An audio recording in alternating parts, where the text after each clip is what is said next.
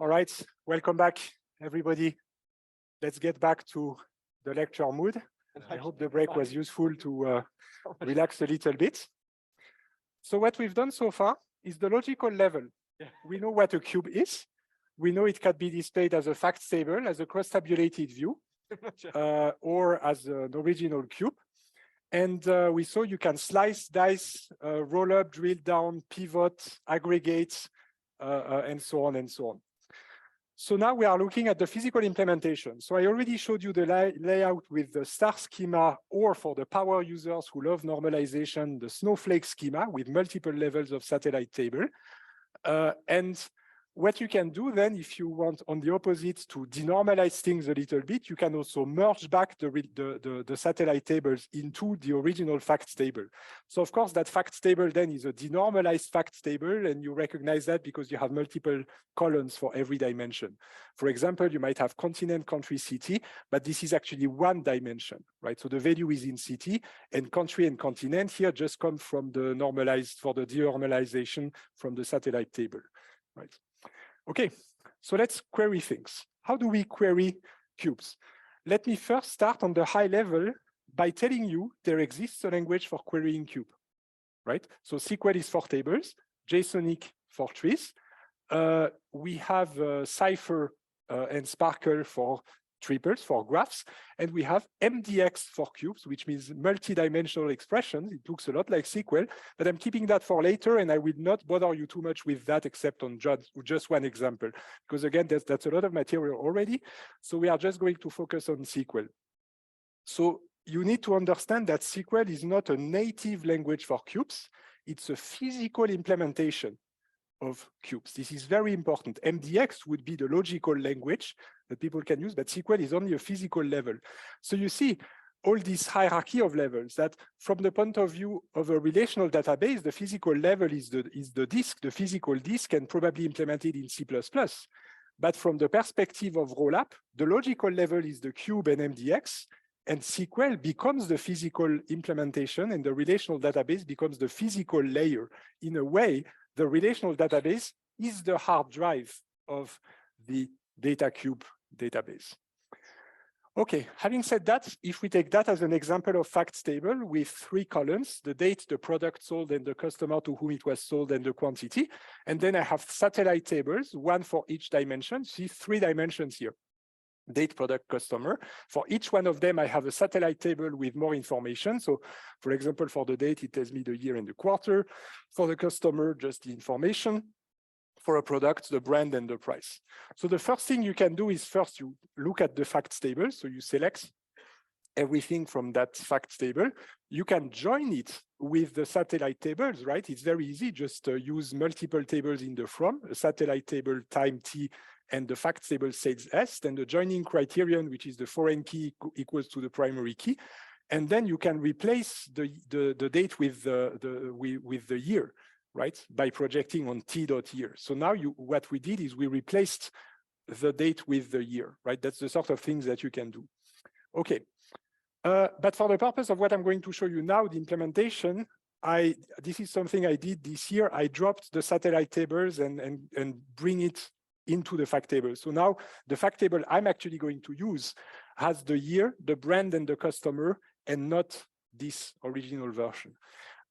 It's just, you know how to do it, right? It's just a where clause to join it back. So this is why I'm just taking them out of the way. Yes. Maybe can you? Thank you. Just to make sure I got this right. So in this situation, we consider the brand, the customer, and the year to sort of to being foreign keys to the actual tables which relate to the dimensions, right? In this case, we have a table for the year dimension, another one for the brand one, another one for the customer. And we just converted all the dimensions into tables, and we use SQL to query them, but essentially we still look at them logically as a cube. I think you might be looking at it in a more completed way than it needs to be. In the sense that all I did here is I'm saying this is the fact table we're taking and it doesn't have satellite tables. That's pretty much all I'm saying. It's true that if you take the previous example, the way I got that table, it can be constructed by joining this with the time and the product table and then putting the year and the brand. But this is not important, basically. All I'm saying is to simplify things, we don't have any satellite tables and we just look at that fact table. But what I was trying to say is in general, do we just convert the dimensions to tables and then we have foreign keys towards these denormalized tables and we just have the images we had this, So let me go back to that slide. Maybe this will explain here. So if you look at the facts table here, all of these are foreign keys. These are all foreign keys pointing to the satellite table. So this is a foreign key, Interlaken, pointing to the primary key in that table. And here, because of the normalization, Switzerland is in turn a foreign key pointing to the level 2 satellite table. So this is a primary key, this is a primary key, and here it's a foreign key. But of course, it's all everything is relative, right? This is a foreign key pointing there, but it is also true that all the dimensions together are a primary key of that table, right? So it depends the perspective you have. All together, these are a primary key of the fact table, but taken individually, each one of them is also a foreign key pointing to the satellite table. Does it make sense? Awesome. It's very good that you allow me to make this precise. Probably helps a lot of people in the room too. Okay. So because it's so easy to join back with satellite tables and you know how to do it with the where clause and the from clause, right now I'm dropping the satellite tables. There's no more satellite table anymore. There is just one fact table. And in that fact table, we have 3 dimensions, the year, the brand, and the customer. So how do we slice? Well, so one of you gave the answer earlier, and that was actually absolutely correct. On Zoom, it is indeed true that if you want to take a slice of the cube, this is indeed a selection on the facts table. So it is true, you know, the selection is done with the where clause. So with a where clause, you can slice on the year being 2017. And this is how you have only, instead of 12 originally, now you have 4 cells left. And this is one slice of the facts table. So you see that there are only 2 dimensions remaining there, right? You can slice even more. You can take slices over multiple dimensions, right? You can also take another slice on the brand Samsung. So now you have 2 cells left and only customer is varying, right? Okay, so far so good for slicing, implementation with a where clause. Who understands that? Okay, it's a very natural thing to do, right? Okay, let's look now at the rollup. But on a flat hierarchy. But right now, I'm assuming that my hierarchies are flat, right? I just have 3 values for the year, 2 for the brand and 2 for the customer, and my dimensions are flat. Of course, we get 12 because it's 3 times 2 times 2, right? This is why we have 12 cells. Okay, so what does it mean to roll up when we have a flat hierarchy? That basically means we go to the grand total of the dimension. So how do we roll up to the grand total of both customer and product? So we only look at the aggregated customer base and the aggregated product base. So what is not rolled up, the only one that remains is year, right? Because we take 2 dimensions away by rolling up. There's one left, that is the year. And the way it works is that you use a group by clause, and I think that was also suggested by your colleague on Zoom earlier. You need to put in the group by clause, listen carefully, all the dimensions you do not roll up, right? Those you roll up by omitting them in the group by clause. So by grouping by year, but not by customer and product, you are in fact rolling up on customer and product. So group by year is going to create one group for each year, and for each year is going to sum over the quantity. So we can, of course, pick a different aggregation function, right? Also in spreadsheet, it lets you pick, but let's take the sum.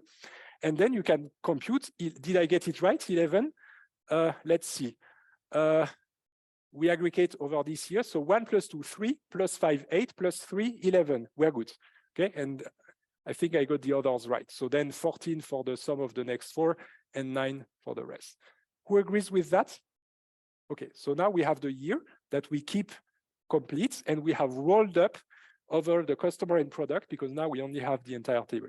I can roll up also the year. And again, how do you roll up? You remove from the group by clause, you remove. So how do we remove the year? Well, now the group by is gone, we just sum. So now we rolled up pretty much everything. We just are left with a single value that is the grand total, right? Okay, could as well have been 42, but I didn't think of doing that joke. Anyway, Now to drill down, that's the opposite of rolling up. So you add them back to the group by. So if you add back the year and add back the brand, then you're drilling down in the year and the brand, but you didn't do that on the customer, so it's still aggregated on the customers, right? This is the drill down. You remove from group by to roll up and add it back to drill down, at least for flat hierarchies of dimensions. I'll come back to the non-flat hierarchies later. Okay, now there is one thing that we like to do is to pre-compute the totals. Yes, go ahead. A quick question. Could we also, what was the terminology used on the last slide? Drill down? A drill down, yes. Could we also drill down on year and customer, or that is not possible? Oh, yes, yes, yes. On any dimensions you want. We could have done group by year and customer, and then you just roll up on the brands. You just aggregate the brands. Subsets essentially, or combinations. Yep.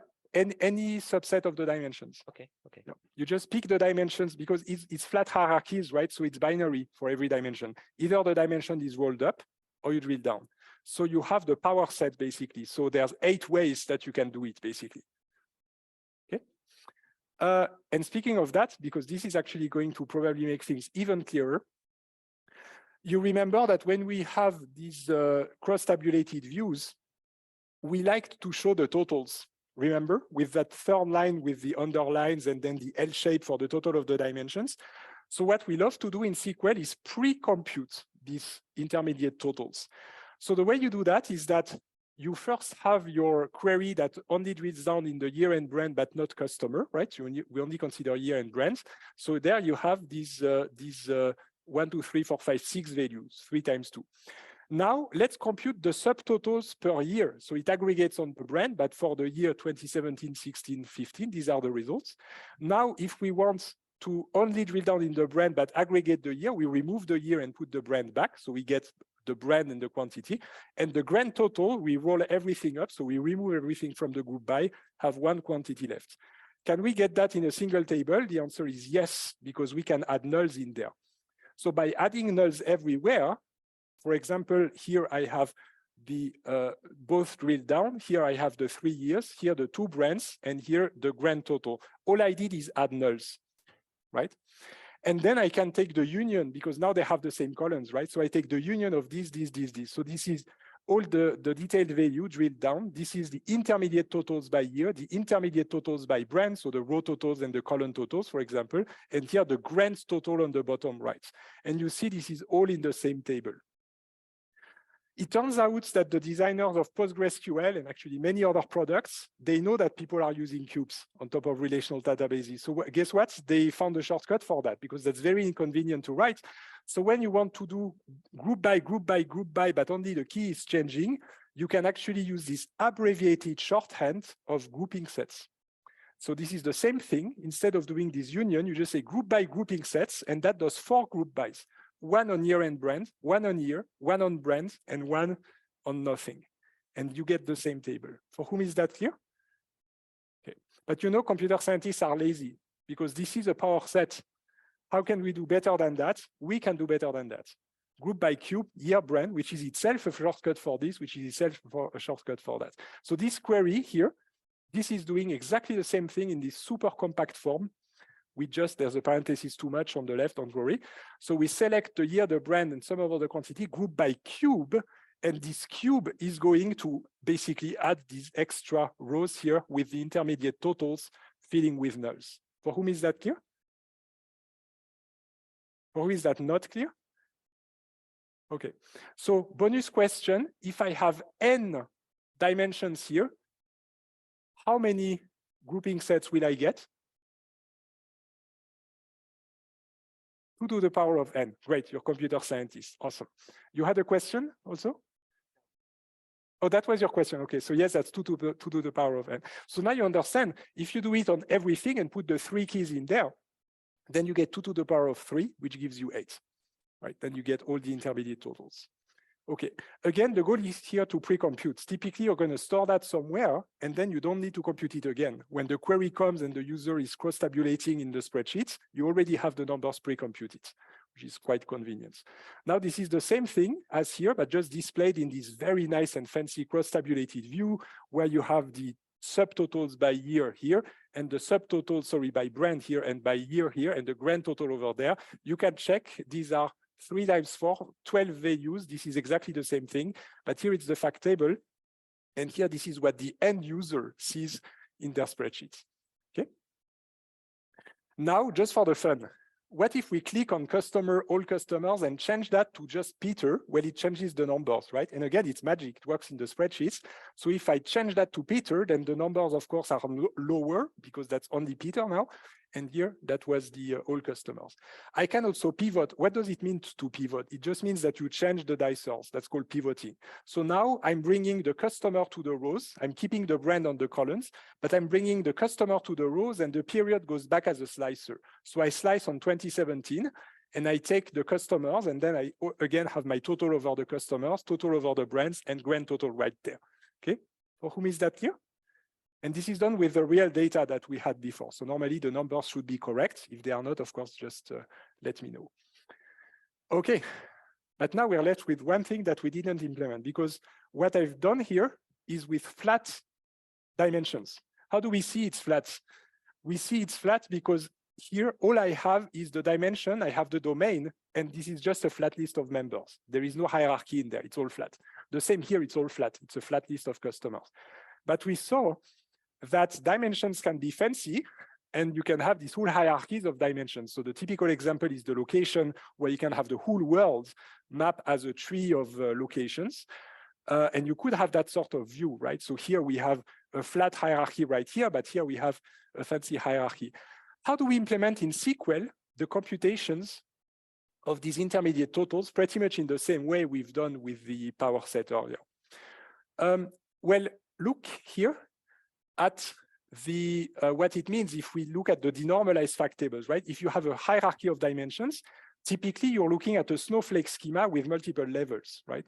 So what you have if you denormalize is 3 columns for the location dimension. This is the actual leaf, the value, and here you have the extra country and continent information. When you roll up, rolling up means one level goes away. So if you roll up, the city goes away, and now you have the aggregations by country. If you roll up again, the country goes away, and you have only the continents left, right? This is what we want to do. We want to roll up and pre-compute in that way. So in fact, if you add back the nulls to make it fit in a single table, this is what you want, right? It's pretty much the same idea that you want to add all of these subtotals, except that it's not quite the same structure as we've seen before, right, with the year and the brand. Now it's a structure that is a roll-up structure. It's no longer a cube structure. But I'm going to do it just to give you another example on SQL, not on a location, because I didn't put a location in the actual data we have. I'm going to do it with the years and quarters, which is another way of hierarchical dimensions. So we have the time that is made of years, that are made of quarters, and maybe you could even have months and days and so on, right? But just with 2 levels, here we have the years and the quarters. So imagine we want to create a view like that. So we are again going to use our group bys, right? We want to have all the data completely drilled down all the way down to the quarters. We also want to compute the rolled up results, so the subtotals per year that are basically rolling up. So to roll up, I remove the quarter that's rolling up. And if I want to completely roll up all the way, I remove everything and then I completely rolled up everything. Now, if I look at the tables, this is what it gives me, right? I made up that data again. So I have the year and the quarter, 4 quarters for every year, 22, 21, 20, and I have made up data there. So if I roll up by now removing the quarter from the group by, I have by year, and if I completely roll up, I have this.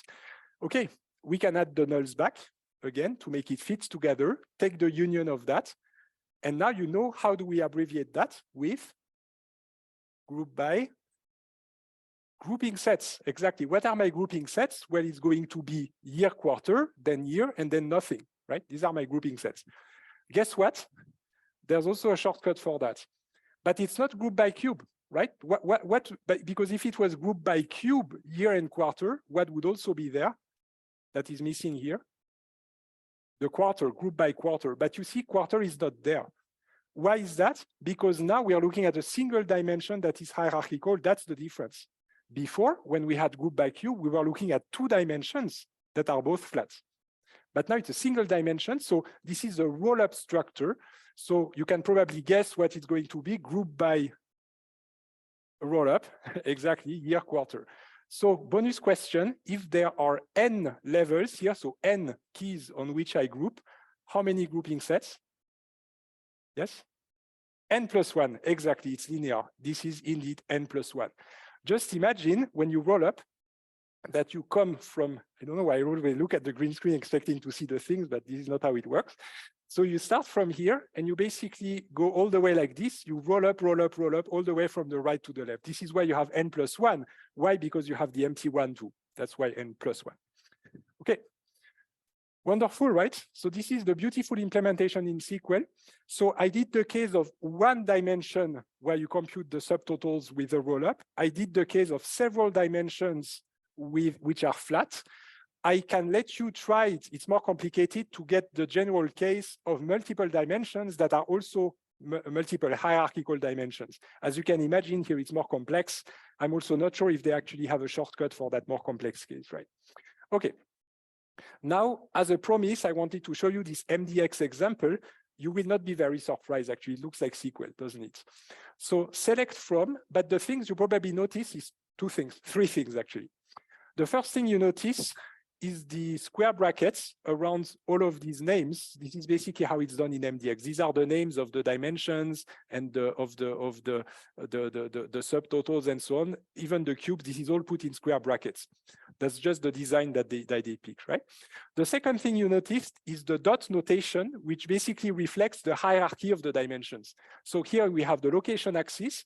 We decide to take the hierarchy based on geography, because you can also have hierarchies by currency union and so on, right? So we take the geography and then we take all members. The third thing you notice is something that doesn't exist in SQL, is on columns, on rows. This is dicing, right? So that you cannot do with SQL, because SQL doesn't know anything about dicing. It doesn't know anything about cross tabulation, but MDX does, because it's made for cubes. So what you're saying here is that you're putting the measures, so that would be 1 dimension you get when you unpivot. You put the measures dimension on the columns and the location dimension on the rows, and you take it from the cube called sales. You can slice with a where clause. That's not very original, but this is pretty much the same. It's logical because in SQL, you also use a where clause. So here we basically would slice on MacBook Pros, for example, if we do look at product lines, right? Okay, that's all I want to show you on the MDX, right? You don't need to worry. You don't have to learn it or anything. Just know that it exists. If you want to learn it, I'm pretty sure you will manage that without any difficulty, right? Because you know the data model and everything. But again, for the purpose of the lecture, I only wanted to work on SQL because that doesn't add 1 more language to the whole thing. Okay, check the time.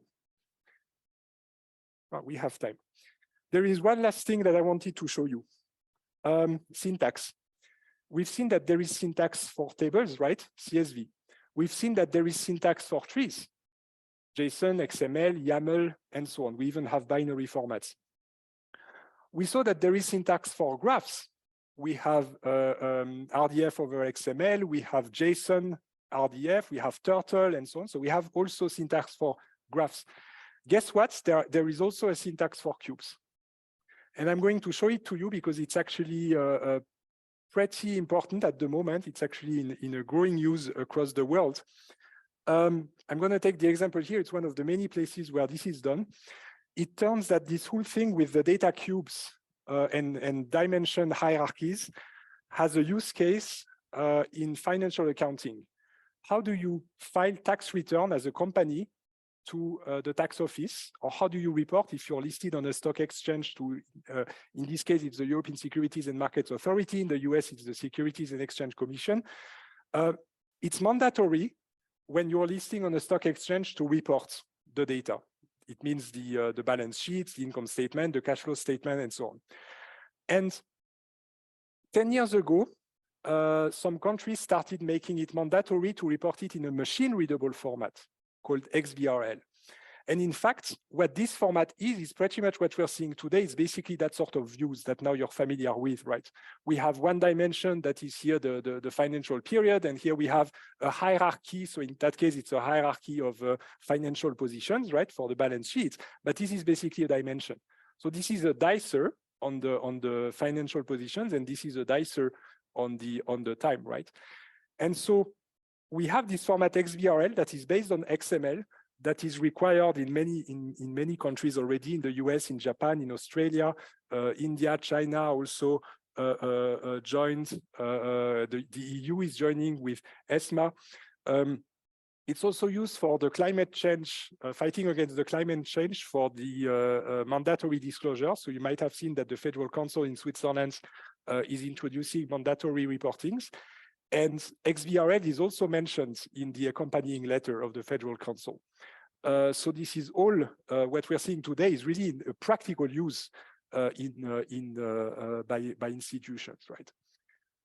And this is why XML is still relevant, right? There is XML all over the place here. So there's XML schema, and even more XHTML, and so on. That's an example, for example, of XHTML, which is basically an HTML page. But the values, whenever you have a number, that number is tagged with dimensional coordinates, right? So we have the number right there, 2,800,000, blah, blah, blah. That's a number that appears on the HTML page. And here, this is invisible to HTML. You don't see it on the page, but this is stamped as this measure, profit loss. So this is the profit or the loss of the company.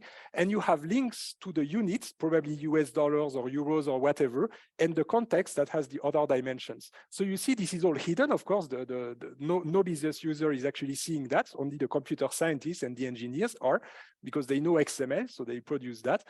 And when you open the HTML page, you just see a fancy printed report, nice looking, fancy in your browser. And only if you look inside, you see that there's this machine readable information that tells you what value is about without the need of machine learning. You just know. This is, if you put it in HTML, you can also not have HTML at all and just have a single XML file that contains, for example, 2,000 cells. So you have 2,000 values together with their dimensional coordinates. This is one example of one value. So this is in a report, I think, by Coca-Cola. It's real life. It was filed at the end of 2011. These are the assets. This is a link to the context. I will show you later. The precision of 6 meaning rounding to millions. There's an ID, whatever, and unit ref is US dollars, right? So this is an example. This is one cell in the cube, one cell, right? And you can represent it in that way with the dimensions. This is an alternate format with every dimension on every row and the properties of the dimensions there, right? But this is for one single fact here. FASB, that's the Financial Accounting Standards Board. That's the association in the US that comes up with the taxonomy and tells you what measures you should report. And the Securities and Exchange Commission is actually basing the mandatory reporting on the FASB taxonomy, right? So these are accountants, basically. So here, just to show you, when you have the context here, the context contains a date. So this is the excess date in XML schema, right? So this is end of December 2011 in the calendar. This is a central index key. This is the SEC assigning a number to every company. So this is, in that case, Coca-Cola with that number. And the unit was separate, USD. It's ISO list of currencies. You know this 3-letter way of denoting currencies, right? So this is what it looks like. And it's all organized as XML and XML schema files that just link to each other. This is an example of XML schema. So this comes from the Financial Accounting Standards Board in the US. It's a shared file that you can download online that basically declares as an XML schema that assets is a monetary item type. It contains the currency. It's debit. So this is just fancy stuff for the accountants, right? Everything is a credit or a debit for an accountant. And it's instant in the sense that it's a snapshot at a certain date as opposed to an interval, right? So this is all XML schema, but you know XML schema, right? So this is exactly what the accountants are doing. They are producing an XML schema for everything that the companies can report. They also have in XML, you know how easy it is in XML to organize things in a hierarchy. So they organize the dimensions in the hierarchy. by means of arcs that basically say this goes from here to here, and they just list the arcs in there. And this is my last slide. This is just to show you what they call, I think they call it interactive data. This is the fancy words that they found at the SEC. So you can actually go to a website, look for any company, any quarter, and you see the financial statement. So typically you have the balance sheet, the income statement, the cash flow statement. You click, and guess what you see here is exactly these cross-tabulated views that I told you about, right? So there's also other consuming applications that can have more fancy and interactive displays. But here you see the hierarchy of financial positions, and here you see a hierarchy of several dimensions, right, in there. And you see these lines that I told you about for the totals and so on. So you see, just to tell you that this is highly relevant for today, this is a technology that is many countries are now adopting in order to facilitate the transmission of data and the analysis of data. So for accounting originally, and now for sustainability and climate disclosures. All right, what time is it? Okay, we still have quarter of an hour, which I will use on the large scale performance to finish up. Do we have any questions in what we've done so far? Yes? Just a quick question. What was the other query language, not SQL? MDX? MDX.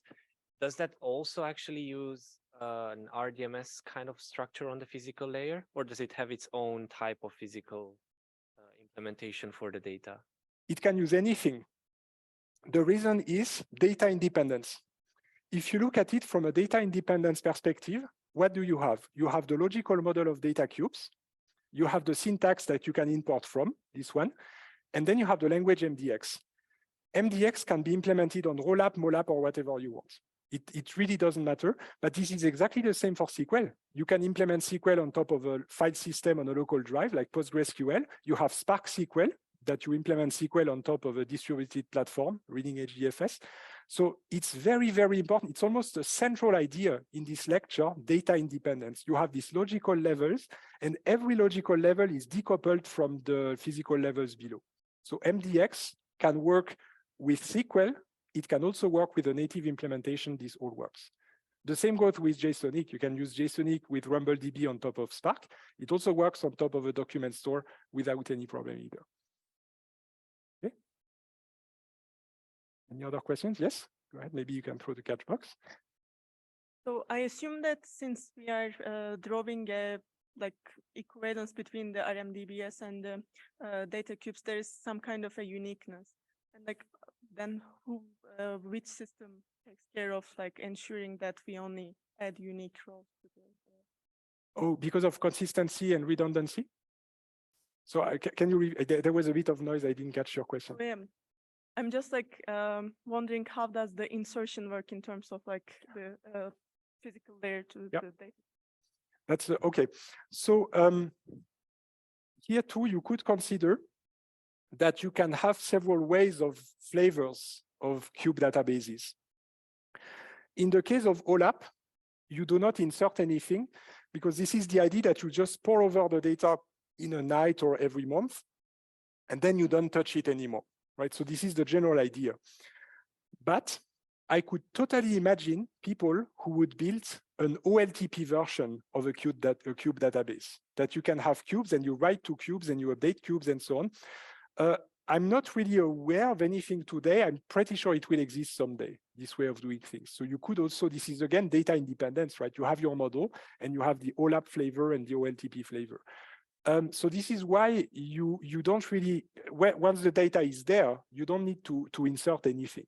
However, you do need to consider the notion of insertion when a company sends over their XBRL reports every quarter to the SEC or ESMA or whatever authority, because then what happens, and this is the benefit of using this technology, is that once it's uploaded, so it's called EDGAR in the US, the platform for uploading, what's going to happen is that the financial authority is running a few validation checks.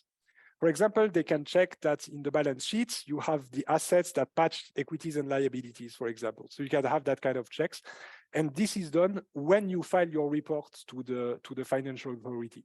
But of course, as you imagine, the companies are not going to just keep uploading things and look for error messages. So in fact, they have software by vendors, and this software is going to put flags on everything they got wrong to ensure that everything sums up and adds up nicely. Did I answer your question? Awesome. Any other questions? Otherwise, I continue with performance. All right, so let me wrap up on the cubes. This is the final view, and then I'll open you on the other sides.